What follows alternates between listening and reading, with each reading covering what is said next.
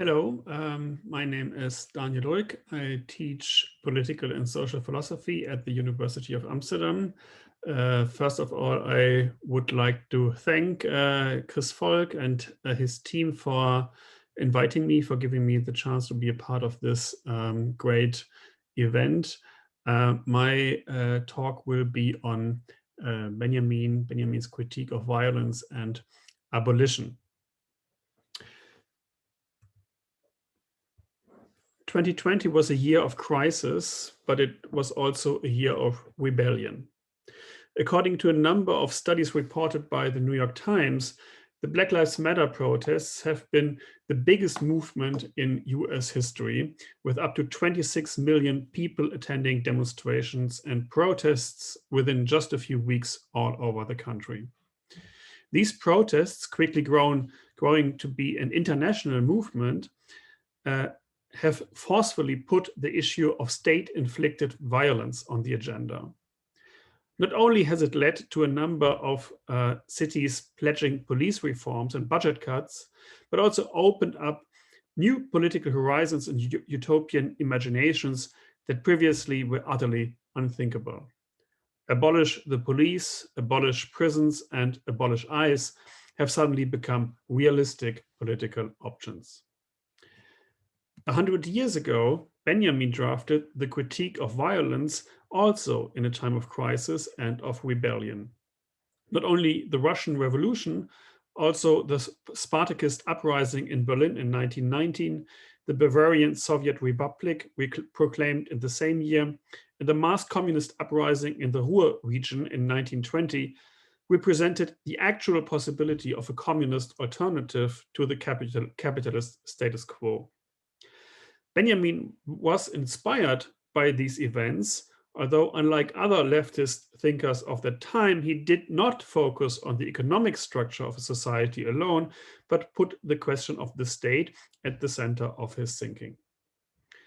By combining communist and anarchist with messianic Jewish motives, Benjamin formulates a fundamental critique of legal violence that, as I will argue, continues to be relevant for today's social and political struggles. There are a number of obvious links between Benjamin's account and the radical theories formulated in the context of the BLM protests. A distinct critique of the state as a source of violence, a refusal of reformist or progressivist notions of social transformation, and the vision of a society that has overcome state domination in its many facets. In my short contribution today, I therefore find it worthwhile to bring Benjamin into dialogue with abolitionist theory and practice. In a first step, I will shortly recount what I take to be the three most relevant aspects of Benjamin's essay: a challenge to the legitimacy of legal coercion, as well as of revolutionary violence, and consequently, the idea of a form of social integration without violence. In the second part, I will confront these 3 points with abolitionist perspectives. My aim is to point out in which direction Benjamin's approach will have to be reformulated if we take the main insight of abolitionism into account, namely the racialized, i.e. the differential mode of operation of state violence. We thus arrive at a revised understanding of state violence, of social transformation, and of the image of a liberated society. The critique of violence begins with a fundamental rejection of a naive acceptance of violence as means. With a simple note, the 20-year-old Benjamin succeeds in challenging a basic dogma of the entire European history of political philosophy. One might think, Benjamin explains, that a legitimation of violence as a means is given by the legitimacy of ends. But this is not so, for such a justification of means through ends bypasses the question, quote, whether violence as such in principle can be a moral means even to just ends, end of quote. Since the examination of the morality of violence as such cannot be performed through an examination of the morality of their ends, a reflection on violence that begins at the level of the means themselves is required. This radical questioning of conventional ends means thinking in politics has far-reaching consequences for at least two major subject areas in which the possibility of legitimate use of force is usually simply taken for granted: state and revolution. Taken together, these aspects will lead us to a third point, namely Benjamin's specific idea of redemption. First, to the state. Only 1 year before the publication of the Critique of Violence, Max Weber, in his lecture Politics as Vocation, had determined the state as the holder of a monopoly of legitimate physical violence. Following up on this definition, Benjamin distinguishes between two forms of state violence: law-positing, rechtssetzende, and law-preserving, rechtserhaltende violence. Law-positing violence is the violence with which the state originally enforces itself in a territory. The paradigmatic case of law-positing is the conclusion of peace after a war. At this moment, the state originally monopolizes violence, that is, it can no longer tolerate any violence outside its own. In order to protect the legal order from its decay or revolution, it then needs another violence for its continuance, namely law-preserving violence. Its paradigmatic cases are compulsory military service and the death penalty. Both serve to preserve an established legal order by confronting everyday life as a normalized kind of fateful threat. Benjamin puts forward two basic arguments to delegitimize these instances of state violence, which he polemically calls mythical violence. The first aims at proving the possibility of non-violent conflict resolution in principle. Benjamin thus wants to deny the conservative premise of an irreducible necessity of violence in human coexistence.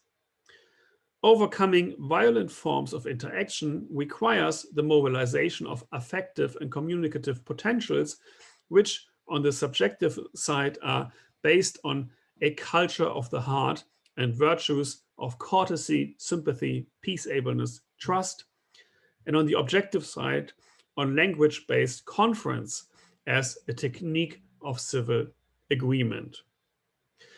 The second, even more striking point Benjamin makes against mythical forms of violence is deontological. Immanuel Kant's transcendental argument for the categorical imperative examines not the possible effects of an action, but the justice of its maxims. Benjamin takes up this deontological principle and pushes it so far that the law becomes no longer applicable. In other words, Benjamin insists on the unconditional validity of the law as an end, which, however, is to be radically separated from its application through violence as means. The second context in which the aforementioned question, whether violence as such in principle can be a moral means even to just ends, is relevant, is that of revolutionary social transformation. A revolution is first of all nothing else than law-positing violence. Just like the military, revolutionaries impose a new law on a territory. In order to break through this vicious cycle, rendering revolution into a merely law replacing violence, Benjamin deems it necessary to find a violence of another kind, a violence that could effectively change a given order without positing a new law. How is this possible? Benjamin beholds the proletarian general strike to be the practical medium of such a deposing. Unlike what he calls a political, that is an extortionary general strike, Benjamin asserts that the proletarian general strike is, as a pure means, non-violent. For, quote, it takes place not in readiness to resume work following external concessions and this or that modifications to working conditions, but in determination to resume only a wholly transformed work, no longer enforced by the state, an upheaval that this kind of strike not so much causes as consummates. It is important to note that it is not the degree of radicalism that differentiates the proletarian from the political general strike. In fact, the proletarian strike does not make any demands at all, not even radical ones. Therefore, and this for Benjamin is the crucial point, it does not enter into a relationship of blackmail with the world. Benjamin borrows this principle that political action should not cause but consummate its demand from the anarcho-syndicalist concept of direct action. In direct action, it is not a matter of persuading an external addressee, such as the state or capital, to fulfill a demand, but of implementing the demand directly. For example, instead of demanding bread, direct action means to appropriate and distribute the bread. By comparing the proletarian general strike with a severing of relations, Benjamin further connects this anarchist concept with the Jewish narrative of the Exodus. With this idea of exiting conditions of domination, he succeeds in thinking a socially transformative force that fundamentally attacks existing social conditions without becoming mere law replacing violence. That is, without prolonging the law of fluctuation, the Schwankungsgesetz of historical forms of violence. This force, which is no longer instrumental and thus pure, represents for Benjamin a kind of non-violent violence that is so alien to all of human history to date that Benjamin announces it as divine violence. Finally, in the last paragraph of the text, Benjamin gives us the idea of the goal of such a radical social transformation. On the deposition of law with all the forces on which it depends as they depend on it, finally, therefore, the abolition of state power, he announces, a new historical epoch is founded. The radicalism of what Benjamin envisions here as a new historical epoch is immediately obvious. A world without state power, hence a world without all the institutions of violence that seem to be so deeply anchored in our current social and political routines, the military, the police, the prison, the border. It is noteworthy that Benjamin does use the term abolition with respect to state power, but he chooses another quite unusual term with respect to the law, namely deposition, Entsetzung. Deposing the law means overcoming what is posited in the law, its alienated, dominating, its coercive character. This idea exposes that even if a society managed to develop the best and most just law, the question of its preservation and application is thereby still not resolved. In his essay on Kafka, Benjamin then writes, "Law, which is studied but no longer practiced, is the gate to justice." This notion of a law studied but not practiced entails Benjamin's political program in a nutshell. Neither the abolition nor the naive perpetuation of the law, but the suspension of its violent application. After this reconstruction of some of the main points in Benjamin's essay, I will now turn to abolitionism to explore in which ways Benjamin's critique had to be revised to make it productive for contemporary social and political struggles. Abolitionism, as a distinct strand of critical theory and radical political practice, situates itself within the tradition of the 19th century movement to end slavery in the Americas. Pointing out The continuity of the history of racism and white supremacy under the capitalist regime, abolitionists understand their contemporary struggles as necessary parts of a yet to be completed project of emancipation. While most 20th century abolitionists have focused on pointing out the historic continuities from slavery to the prison industrial complex and worked towards ending the racist regime of mass incarceration, some groups and initiatives also have concentrated on the role of the police in maintaining an oppressive social order. In addition, refugee activists and their allies have also understood the border regime and its violent manifestations in the form of detention and deportation as a crucial part of state violence that needs to be abolished. It was only in recent years that these different strands of theory and activism have formed an intellectual constellation that can properly be called a theoretical or activist approach, the abolitionist approach or method. The links between Benjamins' critique of violence and this abolitionist approach or method are immediately obvious. Both represent radical critiques of the state and the violence it rests on. There are, however, also fundamental differences, which I will now point out for the three aspects mentioned already in the first part of my presentation: state, revolution, and the vision of a liberated society. The most crucial aspect is that abolitionist thinkers have consistently pointed out the racialized character of state domination, while Benjamin never mentions the significance of race and racism as factors of legal violence.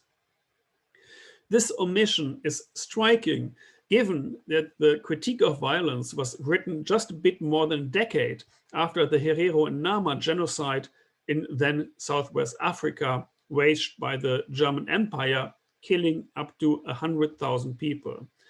A drastic example not only of the brutality and intensity of state-inflicted violence, but also of the racism irreducible to all colonial law positing. The racism inherent to state violence is not simply a thematic add-on, but has a number of far-reaching methodological implications.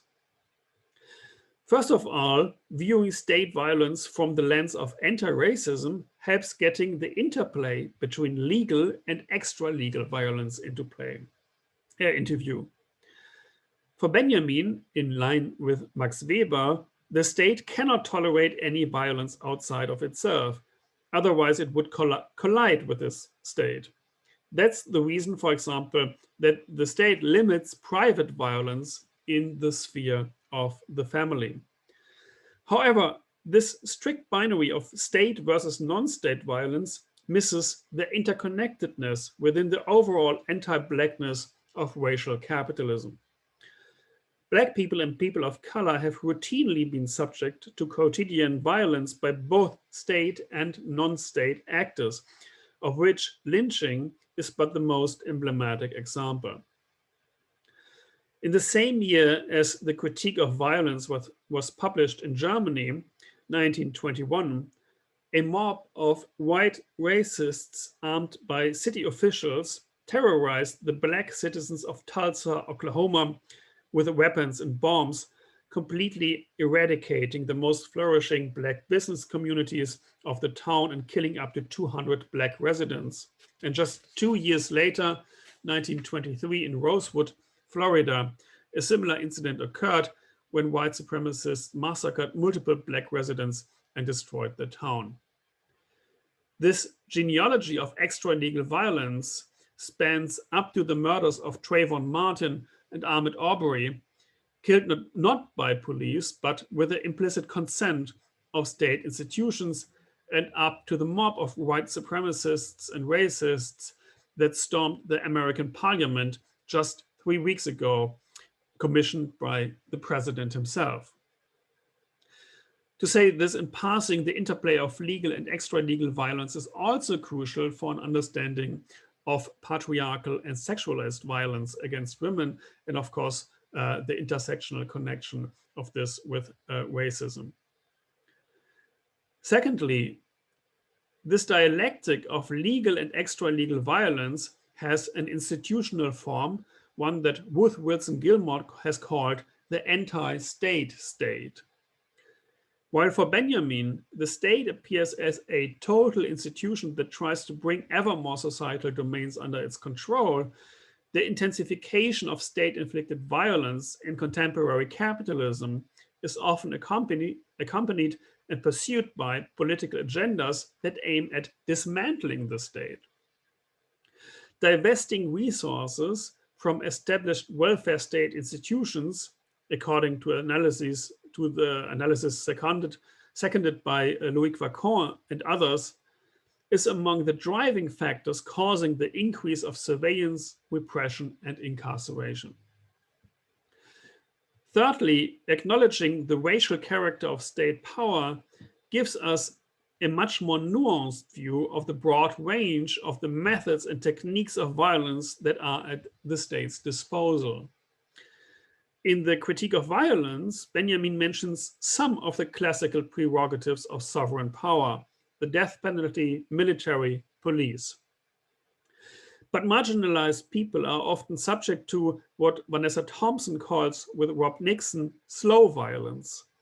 The state-sanctioned production of living conditions that enable the enclosure, exclusion, segregation, dispossession, extraction, deprivation, and starvation of racialized populations through normalized, invisibilized, and quotidian violence.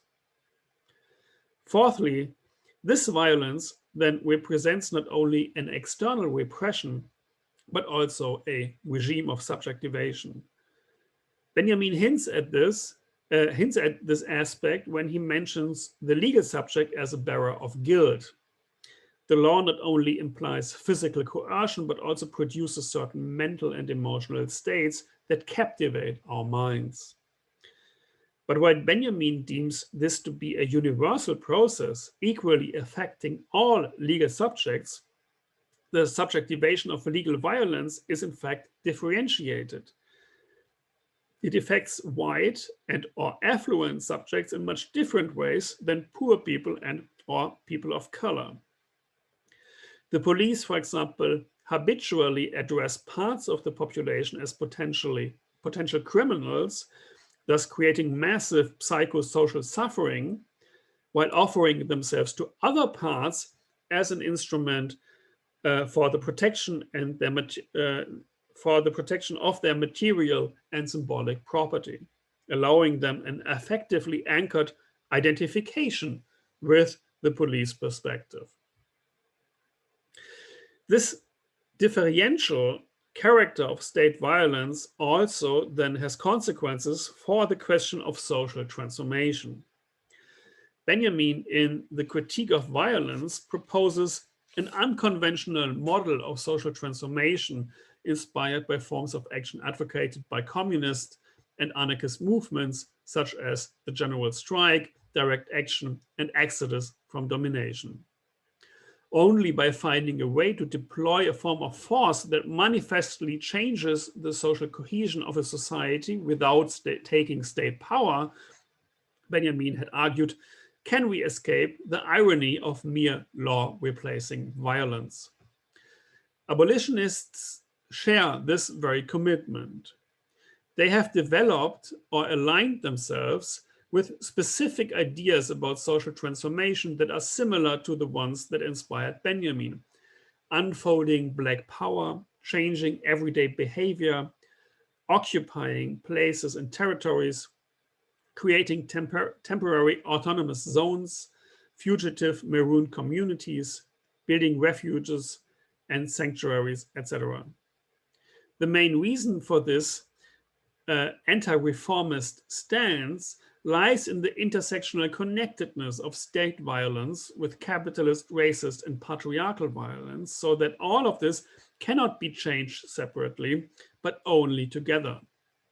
As Fred Moten and Stefano Hane put it, what is, so to speak, the object of abolition? not so much the abolition of prisons, but the abolition of a society that could have prisons. But again, understanding state violence in its differentiated effects is not simply a thematic addition, but it has methodological implications for the question of social transformation too. For Benjamin, the force that puts a halt on mythic violence is so heterogeneous to the established order that it is placed outside the world. Benjamin thus calls it pure or divine violence. Abolition, on the other hand, is a resolutely inner-worldly strategy that has actually sociologically identifiable agents. Anchored in the actual life world of oppressed groups, it wants to construct a new world out of the ruins of the old, utilizing an alchemy of transubstantiating conditions of misery and suffering into resources for agency and happiness. As Gilmore explains, abolition is not absence, it is presence. What the world will become already exists in fragments and pieces, experiments and possibilities. So those who feel in their gut deep anxiety that abolition means knock it all down, scorch the earth and start something new, let that go. Abolition is building the future from the present in all of the ways we can. While Benjamin's notion of divine violence as the antithesis of mythical violence is formulated on transcendental ground and therefore to be called deontological, Gilmore here proceeds on the ground of actual history, providing a dialectical argument. Abolition, she says, is the negation of carceral geographies. This leads us to the third and final aspect of our comparison. The abolitionist idea of liberation must be the result of a determined negation. It is a utopia developed out of a concrete constellation of historical social forces pursued by concrete historical agents. This genuine historicity of abolition stands in stark contrast to Benjamin's idea of deposition, which he places outside of real history and which will be brought about by an ahistorical agent, namely God. The reason for this is that Benjamin believes that it is only from a standpoint radically incommensurable to all history hitherto that it will be possible to get the logic behind the alternation of law-positing violences into view. Only the idea of the outcome of history, Benjamin writes, makes possible a critical, discriminating, and decisive approach to its temporal data. While this radical distance from history does indeed enable a better understanding of the hidden rationality behind past relapses of revolutionary transformation into violent modes of interaction, it also robs the critique of violence of any actual social basis. Benjamin's politics is therefore indeed messianic. It can only prepare for the arrival of a radically unforeseeable event. The dialectical claim of abolition is to articulate a radical critique of the given while at the same time uncover transformative elements within the given. The term abolition democracy itself provides a good example for this method. In his major work, Black Reconstruction, published in 1935, 14 years after the critique of violence, W.E.B. Du Bois introduced this term to describe a particular historical force, namely a social movement in the aftermath of the Civil War between 1860 and 1880. The original insight of this movement was that a formal emancipation was not enough if it wasn't accompanied by actual economic and political power on the part of the freed slaves. The negative or destituent part of liberation, the release from the bond of slavery, has to be accompanied with a positive constituent part to have the possibility to participate meaningfully in political self-government. The movement therefore pressed for full citizenship rights for former slaves and their participation in actual political decision-making, but it also quickly realized that political power can only properly be exercised if it is complemented by economic power, leading it to question the very economic foundation of the United States. Abolition is thus not about integrating former slaves into already existing structures, but about demanding a fundamental reconfiguration of these structures. Many scholars have since taken up the term of abolition democracy to remind us of the unfulfilled desires and unmet demands associated with that historical movement. Formal emancipation has abolished slavery, but not the society that made slavery possible, thus creating a society that allowed for the re-emergence of slavery-like conditions, for example, through criminalization and incarceration. Angela Davis was one of the first to insist on the importance of the constructive part for contemporary abolitionist politics as well. Like the abolition of slavery could not fully be accomplished without inventing new educational and democratic institutions, liberating people from contemporary carceral institutions like the prison, the police, and the camp also requires material resources that would enable them to fashion new and free lives. This abolitionist focus on invention, construction, and constitution lends historical agency to subjects that were formerly robbed of any possibility to meaningfully shape the social conditions of their lives. At the same time, it also elucidates how a contemporary interpretation of Benjamin's vision of a deposed law, understood as a rule-making without coercion or a law without police and other carceral institutions, could plausibly look like. We can imagine the idea of deposing the law, eliminating the alienating heteronymous character of the law, as a project of abolition democracy. Radical participation in democratic decision-making processes can create commitment to the collectively decided rules as well as to the political institutions that facilitate these processes. Accommodating a broad range of possible positions and interests while giving proper room for disagreement and dissent, radical democratic institutions can thus hope to overcome coercive measures even in a pluralistic and multicultural society. Abolition democracy, as envisioned by Du Bois and updated by Davis and others, thus means to gain the collective competence to consciously shape the conditions of communal life, radically decreasing the amount of violence circulating in our societies. I come to an end.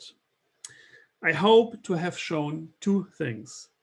First, Benjamin's basic question, whether violence as such in principle can be a moral means even to just ends, is of lasting relevance for formulating a critique of state violence, for considering strategies of social transformation, and for envisioning a society freed of coercion.